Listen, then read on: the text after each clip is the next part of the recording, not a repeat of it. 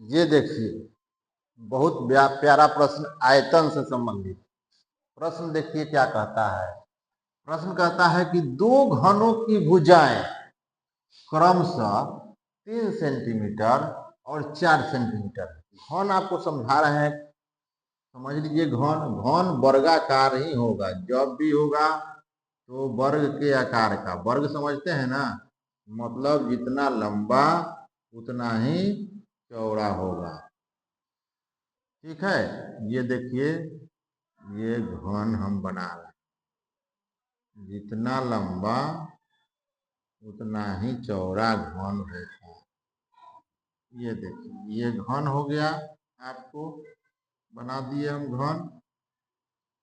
ये घन है, ये ऐसा ऐसा दो गो घन है, दो घन है। एक का जो लंबाई है वो 3 सेंटीमीटर है और दूसरा जो घन है उसका 4 सेंटीमीटर है। तो अब कहता है कि दोनों के आयतनों का अनुपात बताइए। तो पहला घन एक और घन है, दूसर का घन।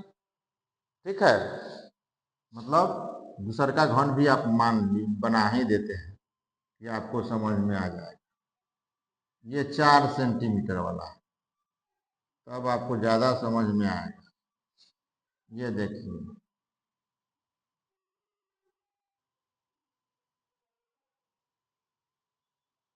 चलिए, ये देखिए ये हो गया 3 सेंटीमीटर वाला, ये 3 सेंटीमीटर वाला है और ये 4 सेंटीमीटर।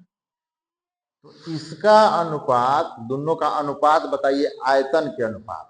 तो पहला घन का आयतन बराबर क्या होता है बताइए। पहला घन, पहला घन का आयतन बताइए। आयतन बराबर बताइए, कौन कौन जानते हैं बताइए। जानते हैं? जानते हैं तो कमेंट कीजिए। वीडियो को एकदम अंत तक देखिए, आपको पूरा सवाल दिमाग में फिट नहीं कर दूं तो फिर जो या कहना होगा कहिएगा। पहला घन के आयतन, आयतन बराबर होता है भुजा क्यू। भुजा क्यू होता है, माने जो भुजा है उसका क्यू पावर में 3। क्यू का मतलब होता है पावर में 3। तो 3 पर पावर हो जाएगा 3, 3 के पावर 3 हो गया।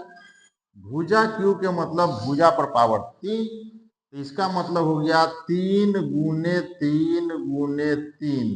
3 पावर है मतलब 3 बार, तो 3 तिया 9 तिया 27। ये हो गया 27। बोलिए ये समझ में आया कि नहीं आया? एकदम अंत तक बने रहिए, रुक जाइए। अब आइए, अगला है 4 सेंटीमीटर वाला। तो दूसरा घन, दूसरा घन का आयतन, घन का आयतन क्या होता है? बराबर होता है भुजा क्यू। भुजा क्यू, भुजा कितना है? 4 है, तो 4 पर पावर 3, यानी 4 गुने 4 गुने 4, 4 चौका 16, 16 चौका 64। अब क्या कहा है? अनुपात। तो बताइए 27 अनुपात 64।